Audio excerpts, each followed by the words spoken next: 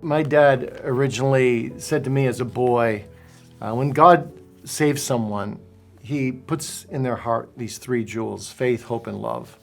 And so we thought this was really important to do a series of books for young children on faith, hope, and love as some of the basic marks and fruits of salvation, because very few books focus on children's need to be saved.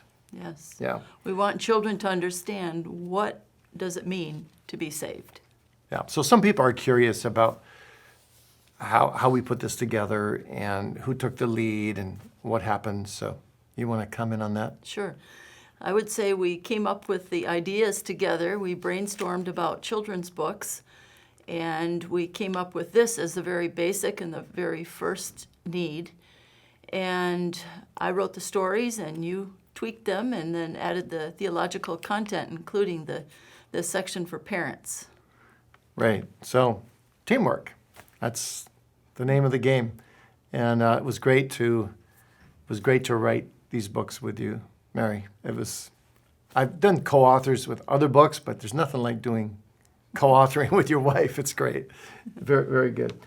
And how would you say that God and Me as a series is unique, different from most other children's books? I would say it pulls in the story at a everyday level, something that commonly happens in the life of a child, and it puts it in the context of faith, hope, and love, and some of the struggles that children have. But it also, I think the really special thing is that it has two questions at the end of each book, and it has a very brief, concise explanation for the parents to understand in simple terms: what is faith, what is hope, what is love to God, and what is love to our neighbor. Yeah. And also the artwork. We feel that cartoons are not quite as attractive as something a little more realistic, so you can see it's watercolor, very nicely done, and we hope that kind of artwork attracts children. Yeah. So the goal is just to be very realistic about their souls and their need, and hopefully, as children read this with their parents, that the parents will talk to their children about the one thing needful: to be united with Christ by faith, hope, and love. Yeah. And a child's book it's for very young children, so probably children that can't read. So the parents will be reading it to them, and the pictures tell a lot of the story, but we would urge parents to fill in the story and explain some things as well, and Right. have a dialogue with the children. Right.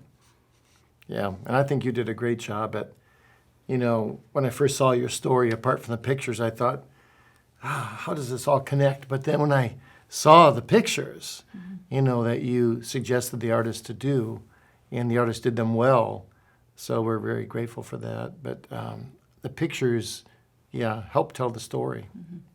So what do you most look forward to with these books? Reading them to our grandchildren. Yes. Which is already very enjoyable, and they're asking them to read them again. Yes. Read it again, Grandma. Read it again, Grandpa. Yeah. So that's...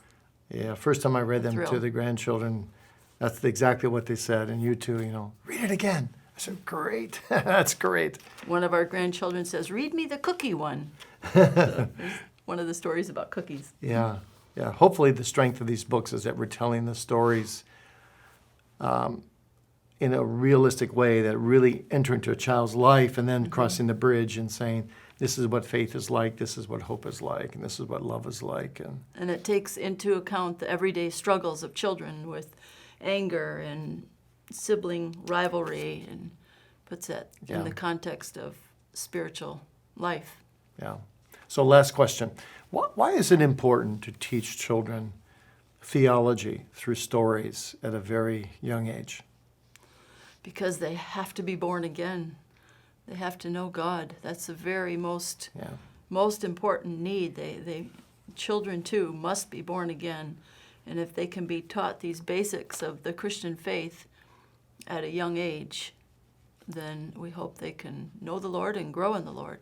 Yes, yes. And we're also hoping to avoid the errors of easy believism on the one hand and presumptive regeneration on the other, that parents just assume their kids are saved. And we want parents to really evangelize their own children, their own covenant children, because the covenant doesn't mean their children are automatically saved. The covenant doesn't replace the need to be born again. So pray with us, please, that God will bless these books to the conversion of many children, and maybe your children as well, as they wrestle with, do I have faith, hope, and love as the fruit of the Holy Spirit's work in my soul? Have I really been born again?